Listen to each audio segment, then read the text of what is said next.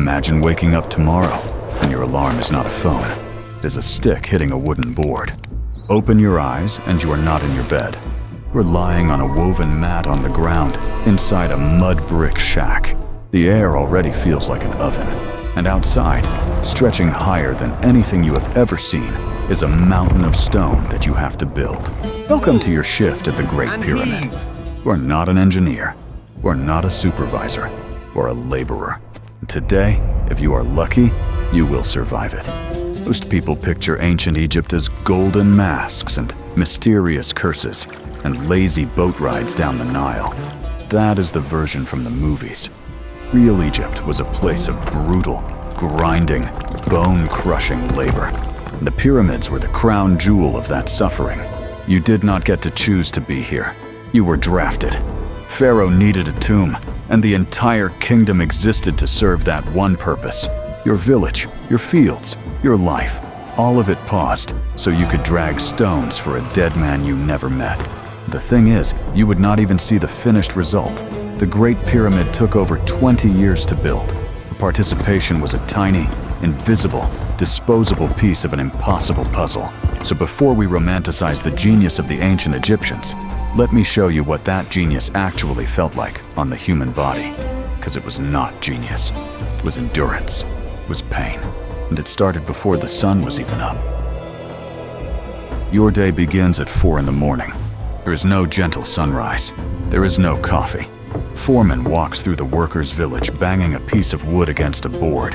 The sound cuts through the dark and through your sleep, and you have maybe 10 seconds to get on your feet before he comes back. The workers' village was a crowded place. Small mud brick houses, narrow streets, barely any space between walls. You share your home with other laborers, maybe your brother, maybe a neighbor from your village. There is no privacy. There is no comfort. The mat you sleep on is the only furniture. You slept in your clothes because there was no point in undressing. Night was cold. The Egyptian desert drops to near freezing after sundown, even in summer. So you went to sleep shivering, and now you are waking up already sweating because the mud walls trapped the first heat of the coming day. The first thing you do is drink. Water is rationed. There are clay jars stored in shaded corners, but you are only allowed a certain amount. You drink quickly. The water is warm and slightly muddy, and it is the best thing you will taste all day. Then you eat. Bread. Thick, coarse bread, dense and gritty. Flour was ground in stone querns and tiny stone particles mixed into the grain. Every bite grinds against your teeth. For months and years, this grit will literally wear your molars down to the roots. Archaeologists found this in the skeletons of pyramid workers. Their teeth were destroyed by their own food. You do not know this yet. Just eat because you need to. Then you walk. Walk from the village to the construction site takes about 20 minutes. The dark, hundreds of men shuffling along a dirt path, feet crunching on sand and gravel. One talks much. There's nothing to say. Foremen carry torches. Stars are still out. Somewhere ahead of you, a massive dark shape blocks the sky. That shape is the pyramid, and it is waiting for you. By 6 in the morning, the sun is already climbing. There are no clouds. There is no shade. The sky is a flat, blinding, impossible blue. And the temperature is rising fast. By midday, it will reach 110 degrees. Be more, and you will be working in it. Standing, sitting in the shade, working, pulling, pushing, lifting. Feel the heat first on the top of your head, then on your shoulders. Then it sinks through your skin and into your muscles. Limestone blocks you work with have been sitting in the sun for hours. They are hot to the touch. Your bare feet stand on sand that burns. Many workers went barefoot. Sandals were a luxury, and so the soles of your feet blister and crack, and you keep walking anyway. The sweat starts almost immediately. It pours from your forehead into your eyes. It runs down your back and chest and legs. It drips off your elbows. Within an hour, your linen loincloth is soaked through and clinging to your skin. And here is the cruel part. In the desert, sweat does not cool you the way it does in a normal climate. Air is so dry that the sweat evaporates almost instantly. You do not even realize how much fluid you are losing. You feel hot, yes, but you do not feel wet. And so you do not drink enough because your body does not give you the signal. This is the beginning of dehydration, and it is a silent killer. Your muscles start to cramp. vision blurs. Your mouth goes dry and your tongue sticks to the roof of your mouth. Try to swallow and you cannot. Your hands shake. And the foreman is yelling at you to keep pulling because the block needs to move. The sun in Egypt was not weather. The sun was an enemy. It was a force that attacked you from the moment it rose until long after it set. Because even the stones held the heat and radiated it back at you through the night. There was no escape from it, not for 1 second of your shift. Now we get to the actual work. You are standing in front of a limestone block. It weighs about 2.5 tons. That is the weight of a large SUV, a single car, and your job, along with maybe 15 other men, is to move it. With a crane, not with a truck, with a wheelbarrow, ropes, and your own bodies.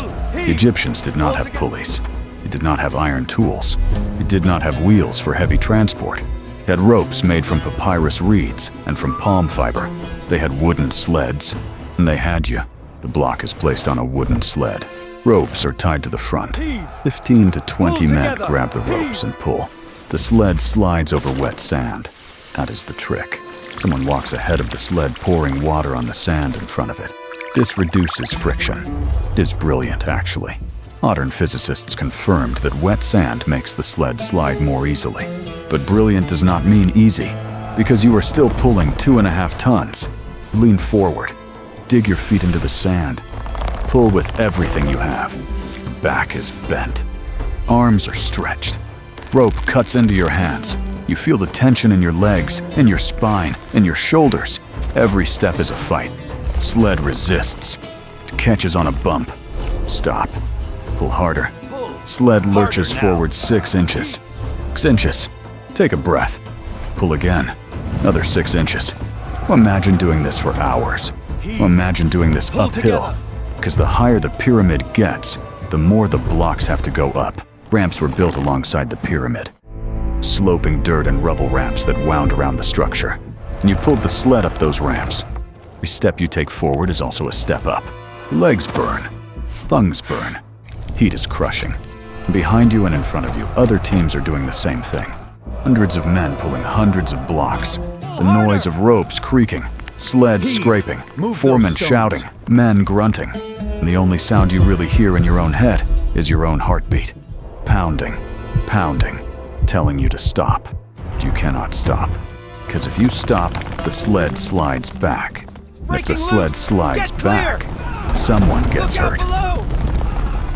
But where do the blocks come from? Before you can pull a block, someone has to cut it out of the earth. Someone might also be you, because the work rotated. You were not always on hauling duty. Some days you were sent to the quarry. Limestone quarries were just south of the construction site. Giza sits on a limestone plateau, which was convenient. The stone was right there, but getting it out was another kind of suffering.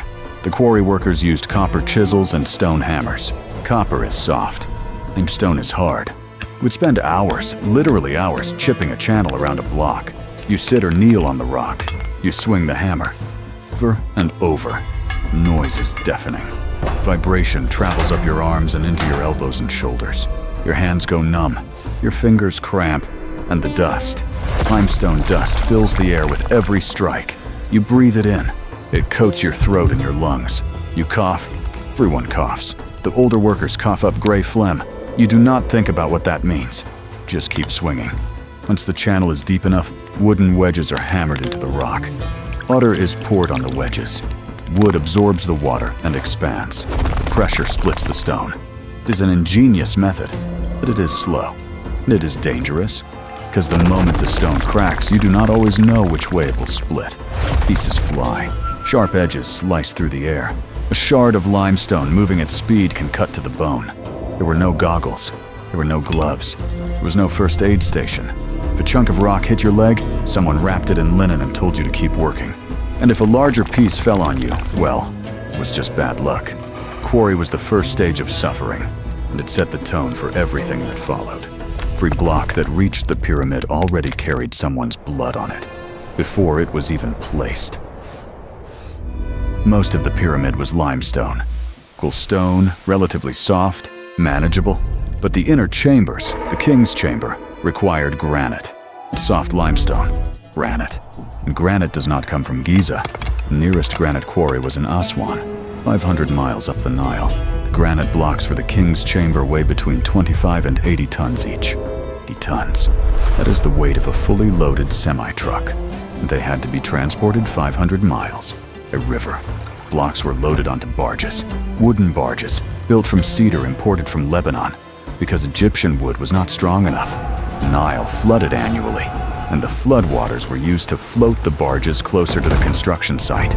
But loading an 80-ton block onto a wooden barge is an engineering nightmare, and a human nightmare. Workers stood in the water, pulling, pushing, levering the block onto the vessel. If the barge shifted, if the block rolled, men were crushed instantly, screaming. Warning, just wait. Then silence. The journey up the Nile took days. The current was strong. Rowers and haulers worked the barges along the river. The sun beat down on the water and reflected up into their faces. Heat exhaustion was constant. And when the barge finally arrived, the block had to be unloaded and then hauled up to the pyramid and then raised into position inside the structure, all by hand. With ropes and levers and sweat and blood, the granite blocks were the crown of the engineering. They were also the deadliest. Every one of those blocks cost lives. Recorded, not mourned, just absorbed into the silence of the structure. When you stand in the king's chamber today and you touch those granite walls, you are touching a monument to unnamed men who died to put them there. Let us go back to the pyramid itself, because as the structure grew, the danger grew with it. Ramps were the arteries of the construction. It carried the blocks from ground level up to the working surface. There were different theories about the ramp system. Some ramps were straight, some spiraled around the outside. Some may have been internal.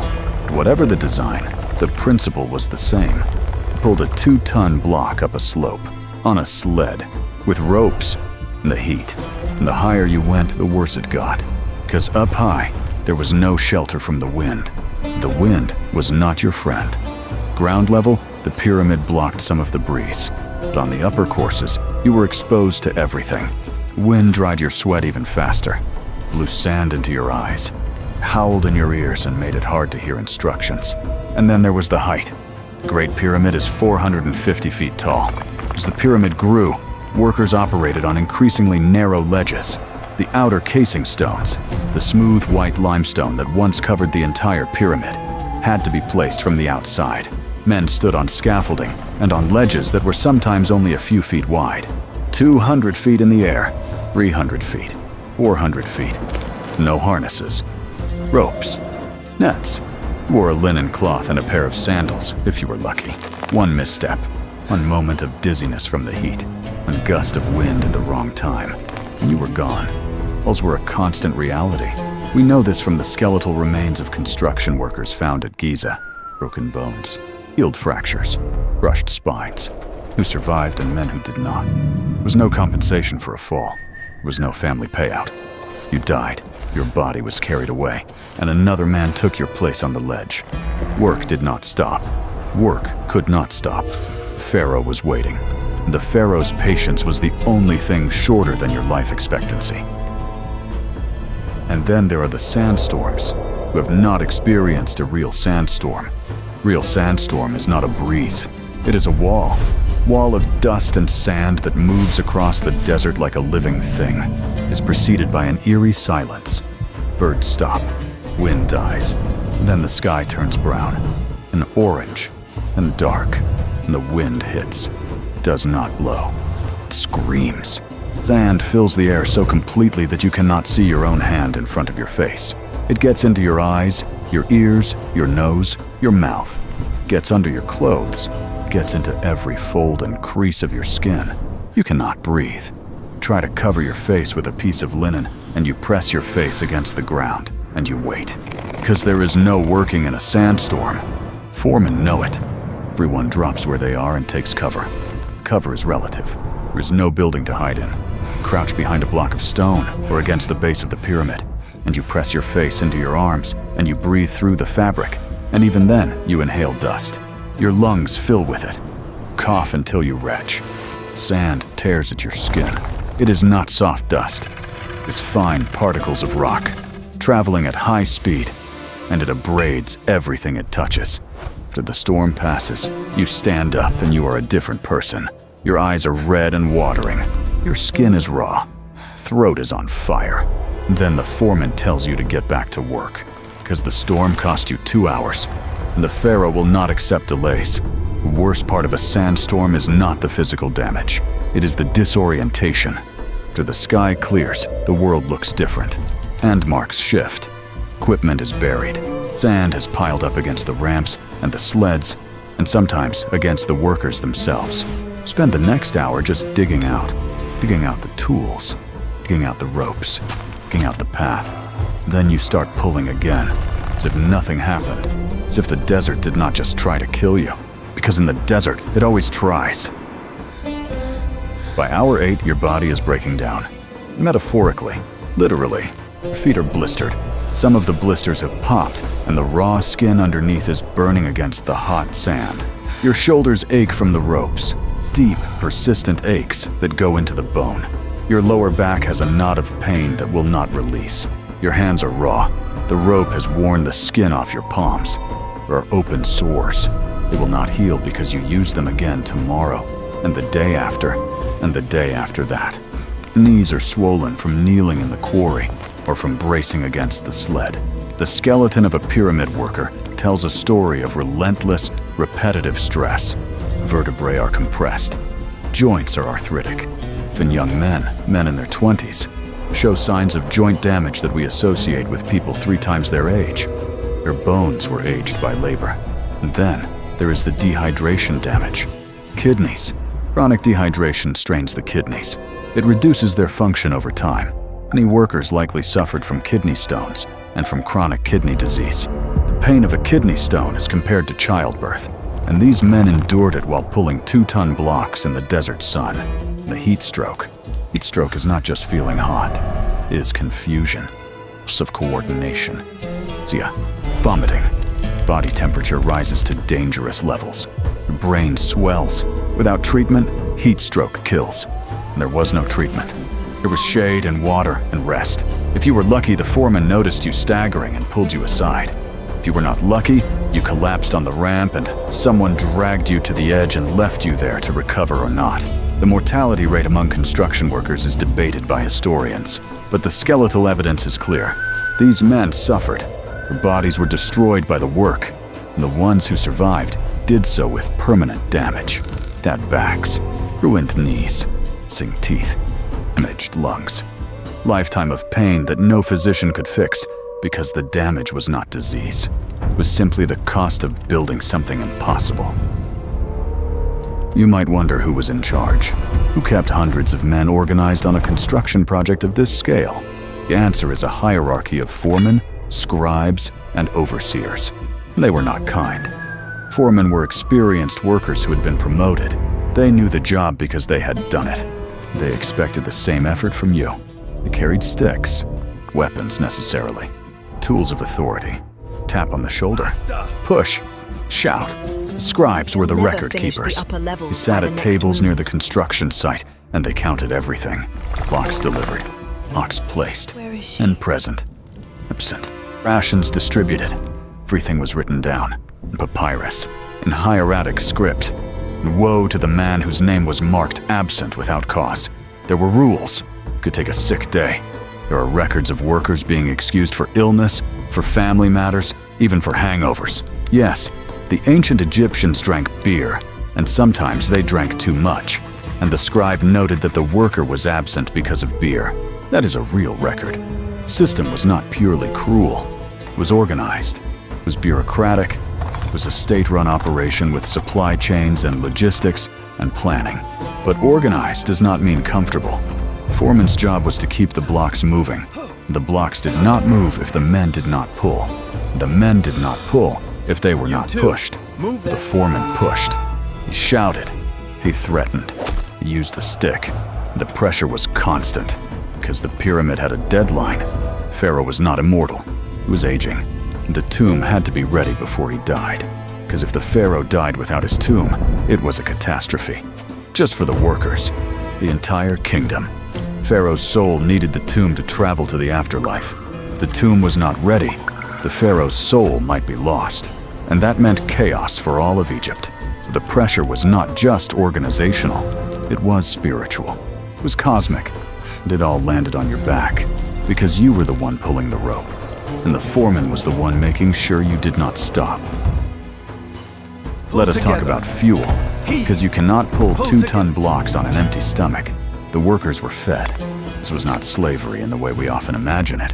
Workers were compensated, sort of. They received rations, bread and beer and onions. The beer was not like modern beer. It was thick, almost like a porridge. It was nutritious, full of calories, and mildly alcoholic. It was safer than water because the fermentation killed bacteria. Every worker received a daily ration, about 10 loaves of bread and a measure of beer. This sounds like a lot. The bread was coarse.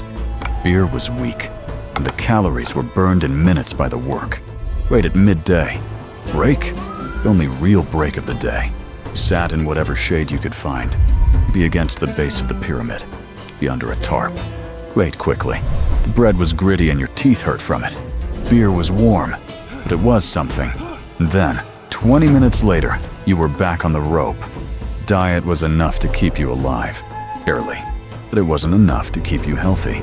The skeletal evidence shows that pyramid workers suffered from anemia, from malnutrition, from parasites.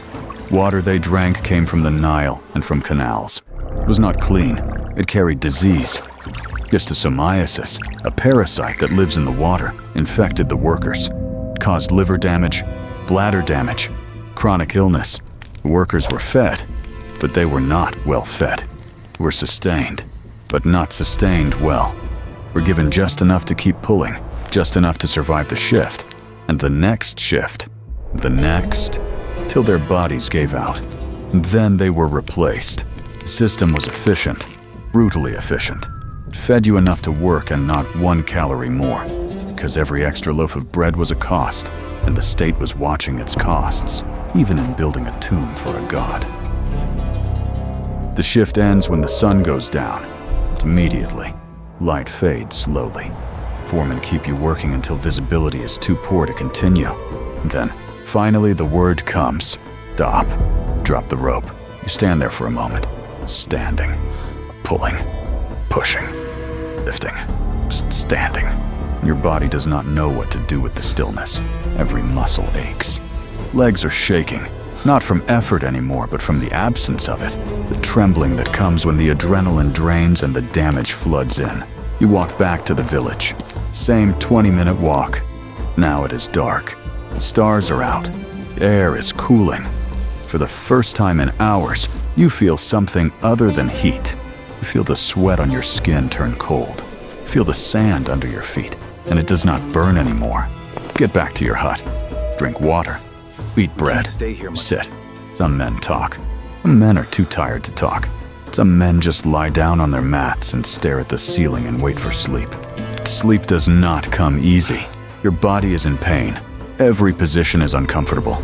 Your shoulders hurt when you lie on your back. Knees hurt when you lie on your side. Your hands throb, and the heat inside the mud brick walls is still trapped. The hut is an oven.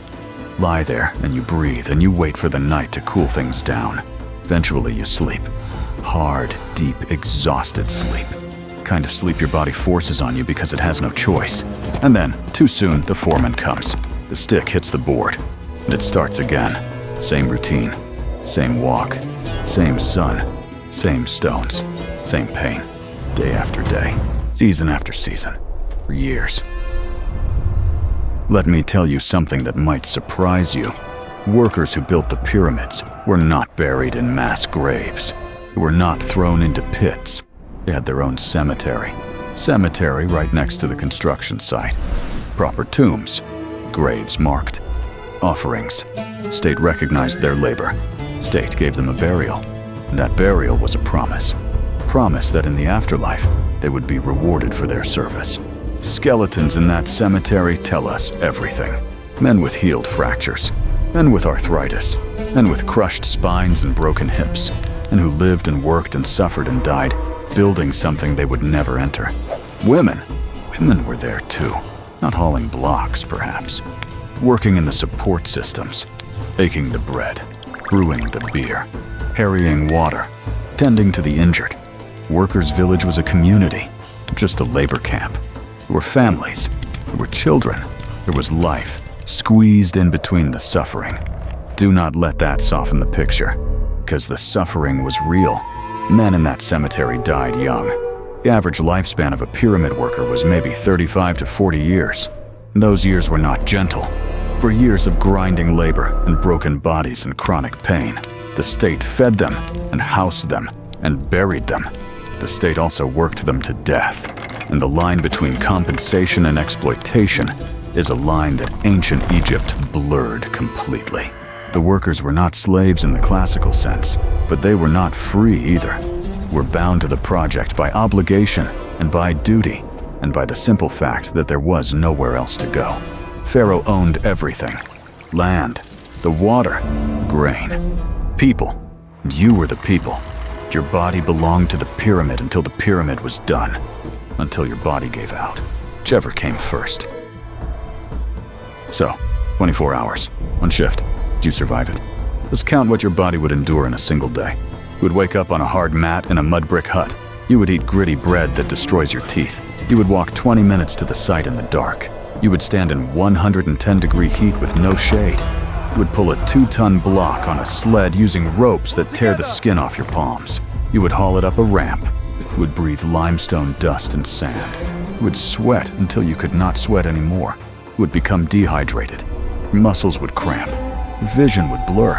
You might be sent to the quarry, where you would swing a hammer for hours and fill your lungs with stone dust. You might work on a ledge 200 feet in the air with no harness and no net. Step wrong and you fall. Sandstorm might hit and you would lie on the ground with your face pressed into your arms, breathing dust, choking, waiting. You would eat coarse bread and drink warm beer. You would develop blisters on your feet that would pop and weep. You would have open sores on your hands. Your back would seize. Your knees would swell. And at the end of the day, you would walk back to your hut in the dark and lie down on a mat in a hot mud brick room and try to sleep through the pain. And in the morning, you would do it again. Do you survive 24 hours? Maybe. A healthy, fit, determined person might make it through one day. Barely. That is not the question. The question is whether you could survive it tomorrow, and the day after, and the day after that. For years. Because that is what the ancient Egyptians did. The pharaohs, the architects, workers, the anonymous, forgotten, disposable men whose names were never recorded. Men whose skeletons we dig up and examine and marvel at. Not because they were extraordinary, but because they were ordinary. Ordinary men who did the impossible, not out of glory, not out of choice, out of obligation, out of a world that had no other use for them. So the next time you see a picture of the pyramids, do not think only of the genius. Think of the hands, the raw, bleeding, broken hands that built them. And be glad, be very glad. You will never have to live that day.